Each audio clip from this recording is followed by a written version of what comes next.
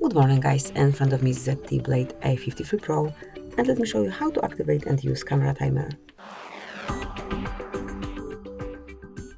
At first open your camera app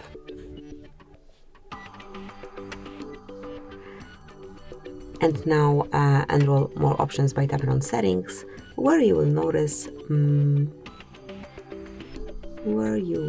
countdown, one more time, countdown duration, mark it and choose 3 or 10 seconds delay, then go back, and as you can see the timer is active, so you'll be able to hear and see the countdown, then the picture will be grabbed.